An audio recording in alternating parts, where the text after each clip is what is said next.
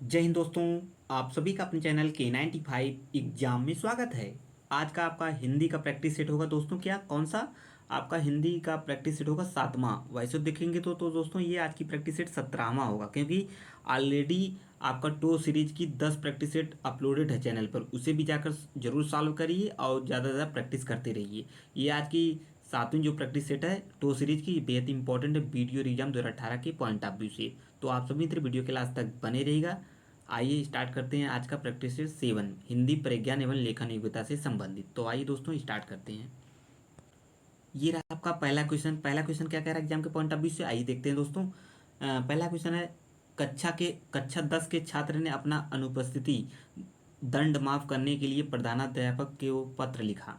उसका यह पत्र किस वर्ग में आएगा? देखिए एक एक क्वेश्चन आपका पत्राचार से आएगा दोस्तों, इसे विशेष ध्यान में रखिएगा। निमंत्रण पत्र है, आवेदन पत्र, व्यावसायिक पत्र या व्यापारिक पत्र?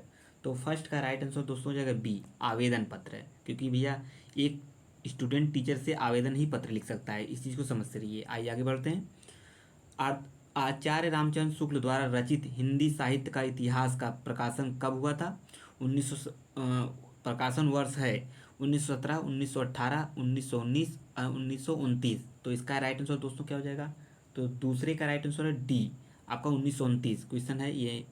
इंपॉर्टेंट क्वेश्चन है। और देखिए K95 एग्जाम के माध्यम से एक रिकमेंड किया जा रहा है दोस्तों, इसके आप लोग जरूर फॉलो करिए, क्योंकि यूपी स्पेशल का जो पहला लेक्चर की दिया गया था यूपी स्पेशल का, वो साहित्य एवं साहित्यकार से संबंधित था, जो बेहद ही इंपॉर्टेंट था वीडियो एग्जाम 2018 के पॉइंट ऑफ व्यू से। क्योंकि आपके साहित्य के रचनाकार से क्वेश्चन पूछे जाते हैं, एक नहीं दो, लगभग एक दो प्रश्न, 3 प्रश्न भी कभी कभी देखने को मिलते हैं एग्जाम में। तो उसे जरूर सॉल्व करिए, वहाँ से 1 से 2 बार वीडियो को जरूर देखिएगा। तो आइए आगे बढ़ते हैं। ये रहा आपका अगला प्रश्न है। प्रश्न क्या कह रहा है? अगला क्वेश्चन है ये रहा आपके सामने। क्वेश्चन है, साधु आ रहे हैं वाक्य में साधु का वचन निर्धारित कीजिए। एक वचन है कि बहुवचन है, द्विवचन है, इनमें से कोई नहीं। थर्ड का राइट आंसर है बी, साधु आपका क्या है? बहुवचन है। यह क्वेश्चन पूछा गया दोस्तों, तो इसे मिस ना करें, बार बार सॉल्व कर लीजिए इसे। आइए आगे बढ़ते हैं। हिंदी वर्णमाला में उसमें व्यंजन कौन से हैं? ये 4 ऑप्शन है, च, त, ज, झ, ट, ठ, ड़, ड़, त, थ, द, ध, तीनों स, ह। तो 4 ऑप्शन राइट आंसर दोस्तों कौन हो जाएगा? चौथे का राइट आंसर डी, ये तीनों स और ह। यही कौन से व्यंजन है? उसमें व्यंजन। क्वेश्चन बार बार पूछा गया है, ये हर प्रैक्टिस सेट में पूछा गया है, तो इसे दोहराते रहिए और चीज़ों को समझते रहिए दोस्तों। एंड जो मित्र नए हैं चैनल पर, चैनल से जुड़े रहिए। कॉम्पिटिटिव एग्जाम की तैयारी कर रहे हैं, खासकर वीडियो एग्जाम की, तो चैनल को अवश्य सब्सक्राइब कर लें इस प्रकार की महत्वपूर्ण वीडियो पाने के लिए। आइए, और वीडियो दोस्तों अच्छा लग रहा हो तो सीरीज कमेंट में जरूर कमेंट करिए कि आज की ये सीरीज कैसी रही। और आपका देखिए करंट की श्रृंखला स्टार्ट कर दी गई है, 1 फरवरी का डाल दिया गया करंट अपलोडेड है चैनल पर, उसे जरूर देखिए। और आपका जनवरी का ऑलरेडी अपलोडेड था पहले से ही, तो जरूर जाकर वहाँ से चीज़ों को देखते रहिए और चीज़ों को समझते रहिए। करंट की भी श्रृंखला स्टार्ट कर दी गई है। शुद्ध वर्तनी का चयन कीजिए। अछुड़, अछड़, अछुड़, अछुड़, अछुड़। इसका 5वें का राइट आंसर है सी, अछुड़। यही इसका शुद्ध वर्तनी, ये क्वेश्चन पूछा गया है। शुद्ध वर्तनी, वर्तनी की दृष्टि से शुद्ध शब्द कौन सा है? टिप्पणी, टिप्पणी या टिप्पणी या टिप्पणी? तो 6वें का राइट आंसर है दोस्तों डी, टिप्पणी is the right answer. D is the right answer. आइए आगे बढ़ जाते हैं। ये रहा आपका अगला प्रश्न है। अगला प्रश्न क्या है? यथोचित का सही संधि विच्छेद है यथो धन उचित, यथा धन उ धन उचित, या यथा धन उचित, या यथा उचित? तो 7वें का राइट आंसर दोस्तों हो जाएगा सी, यथा धन उचित, यथोचित। आइए आगे बढ़ते हैं। ऋग्वेद का संधि विच्छेद क्या है? इंपॉर्टेंट है, इसे स्टार्ट कर लीजिए। ऋग प्लस वेद, रिधन वेद, या ऋग प्लस वेद, या रिधन गवेद? तो 8वें का राइट आंसर ए, ऋग धन वेद क्या है? ऋग्वेद। आइए आगे बढ़ जाते हैं दोस्तों। अगला प्रश्न ये रहा आपका 9वां। नेत्रहीन किस समास का उदाहरण है? द्वंद्व है, कर्मधारय है, बहुप्रिय है, तत्पुरुष है? तो 9वें का राइट आंसर है दोस्तों नेत्रहीन आपका तत्पुरुष है। आज की ये हिंदी की जो कौन सी प्रैक्टिस सेट है दोस्तों? 7वीं। वैसे मिलाकर देखेंगे तो ये 7वीं है, और वैसे देखेंगे तो ये 17वीं है। आइए आगे बढ़ते हैं। निम्नलिखित में बहुब्रीहि समास किसमें है? माता पिता, त्रिलोकी, जलचर, लंबोदर? 10वें का राइट आंसर है डी, बहुब्रीहि समास कौन सा? लंबोदर में। आइए आगे बढ़ते हैं। ये रहा आपका अगला प्रश्न है। प्रश्न अगला है दोस्तों, कौन सा प्रश्न है? 11 में आगमन में उपसर्ग है आ, अ, आग, मन। तो 11वें का राइट आंसर दोस्तों हो जाएगा ए, आ। इसका आगमन में उपसर्ग है आ। तो आइए आगे बढ़ते हैं दोस्तों।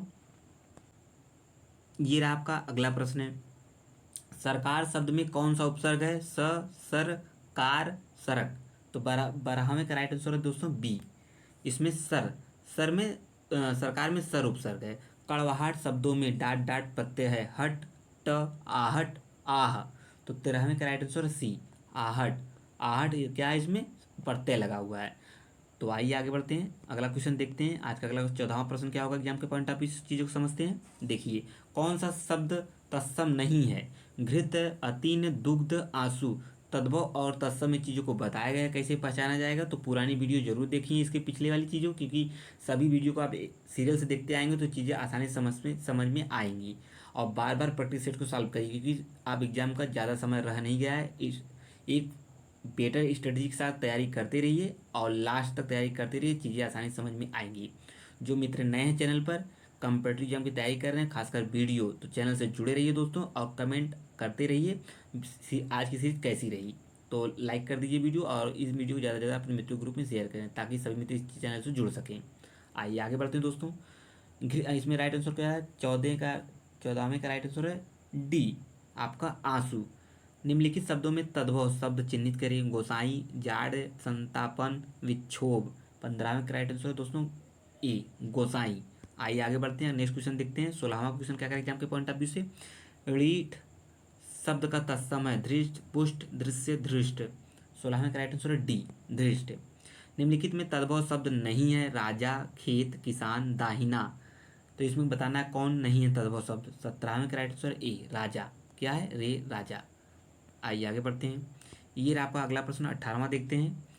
कवि शब्द में कौन सी संज्ञा है? व्यक्तिवाचक, जातिवाचक, द्रव्यवाचक, भाववाचक। देखिए, मेरे द्वारा हर बार वीडियो में बताया गया है कि जिस हिंदी सब्जेक्ट में जिस टॉपिक से ज़्यादा प्रश्न बन रहे हैं, जिस टॉपिक से ज़्यादा प्रश्न बन रहे हैं, तो उस टॉपिक को बार बार रिवीजन करते रहिए, बार बार रिवीजन करते रहिए, ताकि अगर उस टॉपिक से क्वेश्चन बने तो गलत ना हो दोस्तों।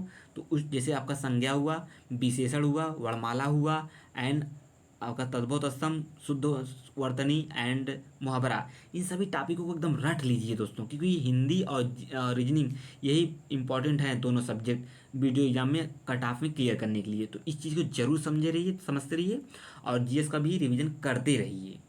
आइए आगे बढ़ते हैं, अगला क्वेश्चन देखते हैं। कवि में कौन सा संज्ञा थी दोस्तों? 18वें का राइट आंसर बी, जातिवाचक संज्ञा थी। कौन सी संज्ञा? जातिवाचक। कवि जातिवाचक संज्ञा।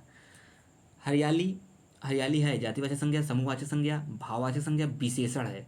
तो 19वें का राइट आंसर है सी, हरियाली क्या है? भाववाचक। हरियाली सभी जानते होंगे दोस्तों, हरियाली क्या है? एक भाव है, भाव है तो भाववाचक संज्ञा हो जाएगा।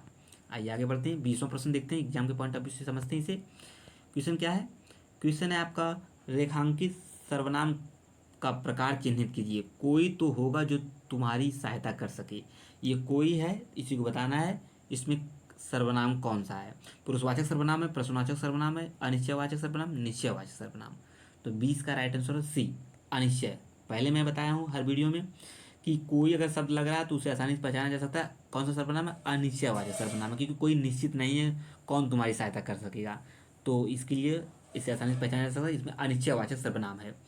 निम्नलिखित शब्दों में से विशेषण पहचानना है आपको। प्रपंच, सरपंच, पहुँच, पांचवा। ये क्वेश्चन रिपीट है, टो सीरीज की रिपीटेड प्रश्न है, इसे जरूर सॉल्व करिए। ये 17वीं सीरीज चल रही है दोस्तों, टो सीरीज की। कौन सी सीरीज की? टो सीरीज की 17वीं। ऑलरेडी 10 अपलोडेड है चैनल पर, उसे जरूर जाकर सॉल्व करिए और लगाते रहिए।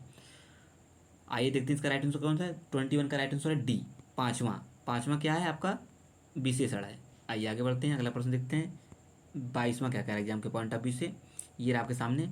क्वेश्चन है, मीरा जोर से हंसी, यह वाक्य किस क्रिया का समुचित उदाहरण है? अकर्मक, प्रणार्थक, द्विकर्मक, सकर्मक। इसका राइट आंसर आप सभी मित्र बता ही सकते हैं। 22 का राइट आंसर है ए, अकर्मक। जोर से हंसी, अकर्मक। आइए आगे बढ़ते हैं दोस्तों।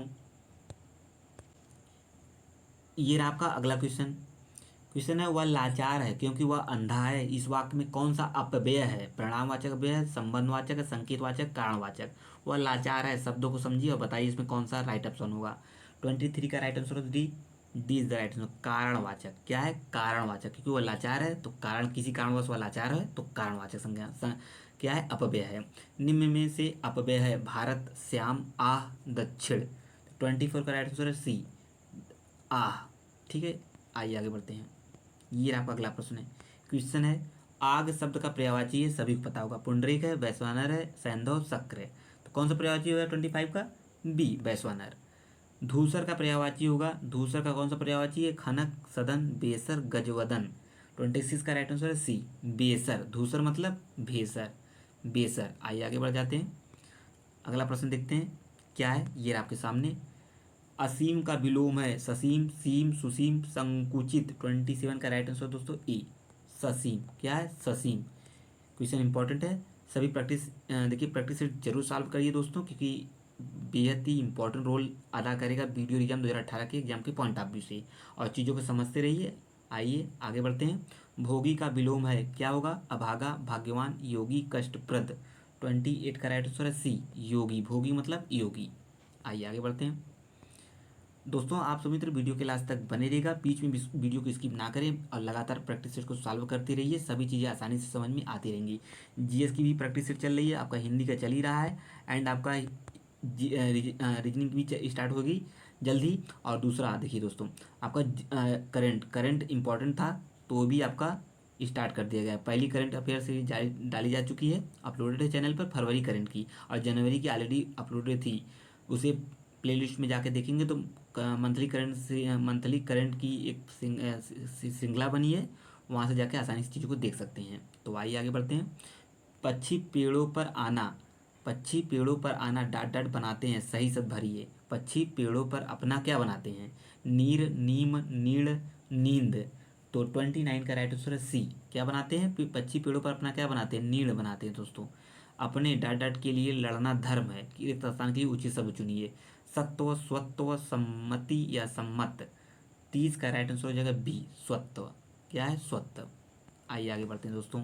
ये रखा 31 क्वेश्चन, क्या कह रहा है, क्वेश्चन जो क्षमा करने योग्य नहीं है वाक्यांश के लिए एक शब्द है, क्या हो जाएगा इसका, इसका राइट आंसर दोस्तों हो जाएगा अदम्य, अक्षम्य, निर्गुण, सक्षम।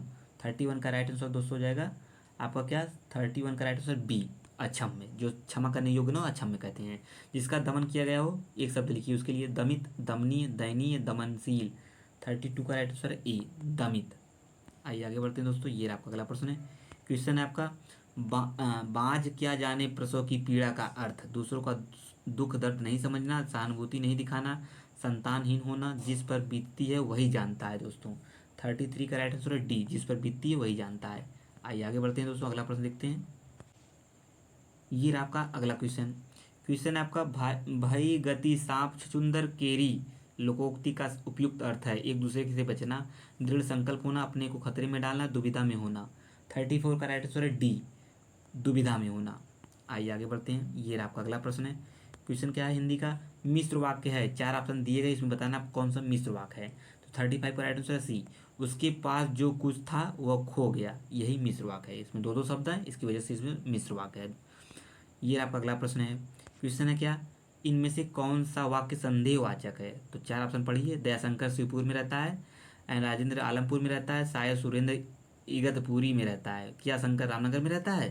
तो इसमें बताना कौन सा वाक्य संदेहवाचक है, संदेह समझ में आ गया होगा। 36 का राइट आंसर सी है, शायद, शायद लग गया तो संदेह है दोस्तों। आइए आगे बढ़ते हैं। 37वां प्रश्न देखते हैं एग्जाम के पॉइंट ऑफ व्यू से क्या कह रहा है। 37वां है आपका, निम्नलिखित में से शुद्ध वाक्य का चयन करना है, कृपया करके खुले पैसे दें, कृपया खुले पैसे देने की कृपा करें, कृपया खुले पैसे दें, कृपया करके खुले पैसे देने की कृपा करें। 37 का राइट आंसर दोस्तों हो जाएगा क्या, सी, कृपया खुले पैसे दें। निम्नलिखित में से कौन सा भाववाचक का उदाहरण है, मैंने पुस्तक पढ़ी जाती है, आम खाया जाता है, धूप में चला नहीं जाता है। तो 38 का राइट आंसर क्या हो जाएगा दोस्तों, डी, धूप में चला नहीं जाता है। ये क्या है, भाववाच्य संज्ञा है। आइए आगे बढ़ते हैं। ये जाता है 39 क्वेश्चन। क्वेश्चन क्या है, कानों सुनी बात पर यकीन मत करो दोस्तों। रेखांकित पद का कारक बताइए, कर्ता कारक, कर्म कारक, करण कारक, संप्रदान। देखिए कर्ता से 2 क्वेश्चन, कर्म कारक मतलब कारक से 2 प्रश्न है, कारक से आपके 2 प्रश्न पूछे जाने तय हैं दोस्तों, 2 से 3 प्रश्न भी पूछा जा सकता है। तो इसमें बताना है कौन सा राइट आंसर है। 39 का राइट आंसर है सी, करण कारक। कानों सुनी बात पर यकीन कर मत करो, करण कारक है। वह कार मेरी है, इस वाक्य में कौन सा कारक है, दूसरा प्रश्न देखिए दोस्तों। करण, संबंध, संप्रदान, अधिकरण। तो 40वां प्रश्न का राइट आंसर बी, संबंध कारक। देखिए वीडियो एग्जाम 2018 का एनालिसिस पेपर का एनालिसिस करने के बाद ही दोस्तों मेरे द्वारा चीज़ें बताई जाती हैं, विद प्रूफ बताया जाता है। लेकिन तो आपके सामने देखिए कारक से 2 प्रश्न बन चुके हैं, तो इस चीज़ को समझते रहिए और चीज़ों को फॉलो करते रहिए, बेटर स्ट्रेटजी के साथ सभी चीज़ों को फॉलो करते रहिए। और जो मित्र नए हैं चैनल पर, जरूर इस चैनल से जुड़े रहिए। कंप्यूटर एग्जाम की तैयारी कर रहे हैं तो आप सभी मित्र हैं। आइए आगे बढ़ जाते हैं। ये रहा 41वां प्रश्न है। क्वेश्चन क्या कह रहा है, निम्नलिखित में पुल्लिंग शब्द कौन सा है। पुल्लिंग शब्द से भी लगभग 2 से 3%, 2% आपको आसानी से देखने को मिलेंगे। नदी, पानी, इलायची, प्यास। 41 का राइट आंसर दोस्तों बी, पानी यहाँ पर क्या है, पुल्लिंग शब्द है।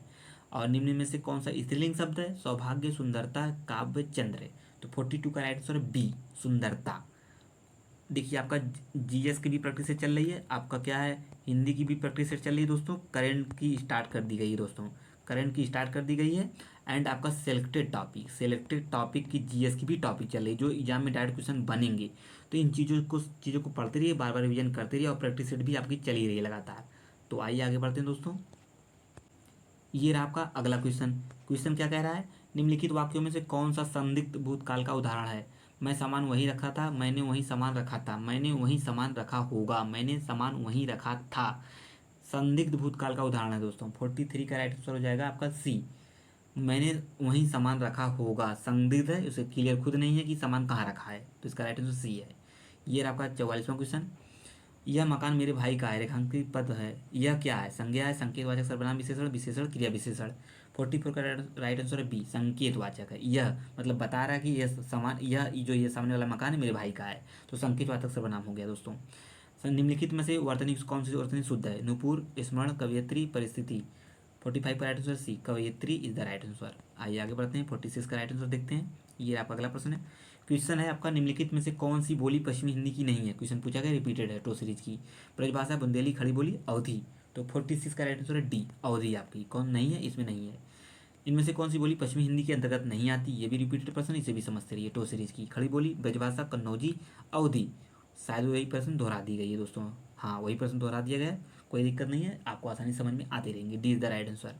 अधिसूचना का अंग्रेजी अनुवाद है, देखिए इसका भी एनालिसिस करने के बाद यही निष्कर्ष निकला है दोस्तों, लगभग 1 से 2 प्रश्न इस प्रकार के प्रश्न पूछे जाएंगे। एक आपका हिंदी का इंग्लिश में बताना होगा, एक का इंग्लिश का अनुवाद हिंदी में करना होगा, यही 2 प्रश्न देखने को मिलेंगे। देखिए अंग्रेजी अनुवाद करना, स्टेटमेंट है, इंडोर्समेंट है या इंक्लोज्ड है या नोटिफिकेशन है। तो इसका राइट आंसर क्या होगा, अधिसूचना का पूछ रहा है राइट आंसर। 48 का राइट आंसर है डी, अधिसूचना मतलब नोटिफिकेशन रिलीज होना। आप सभी इस क्वेश्चन से इस क्वेश्चन से भली भांति परिचित होंगे। आइए आगे बढ़ते हैं। 49वां प्रश्न देखिए, ये देखिए इंग्लिश का आपको हिंदी अनुवाद करना है। Hearing of accommodation of propose terms not approved, इसका हिंदी अनुवाद होगा क्या होगा। 49 का राइट आंसर बी, प्रस्तावित शर्तों पर स्थान किराए पर लेने का अनुमोदन नहीं मिला है। आइए आगे देखते हैं, लास्ट प्रश्न देखते हैं आज के सीरीज का, 17वीं सीरीज का लास्ट हिंदी प्रज्ञान लेखन योग्यता से संबंधित 50वां क्वेश्चन क्या है। क्वेश्चन है दोस्तों आपका, दर्प का पर्यायवाची कौन सा है, स्वाभिमान, व्यथा, अहंकार, तिरस्कार। 50वें का राइट आंसर है सी, अहंकार। आइए आगे बढ़ते हैं दोस्तों। तो दोस्तों हम मिलेंगे नेक्स्ट प्रैक्टिस सेट में, यानी 8वीं प्रैक्टिस सेट यानी 18वीं में। तब तक के लिए आप सभी का बहुत बहुत धन्यवाद। जो मित्र नए थे चैनल पर, चैनल से जुड़े रहिए और चैनल को जरूर सब्सक्राइब कर लें, कमेंट जरूर करें दोस्तों, वीडियो को लाइक कर दें। जय हिंद, जय भारत, थैंक यू दोस्तों।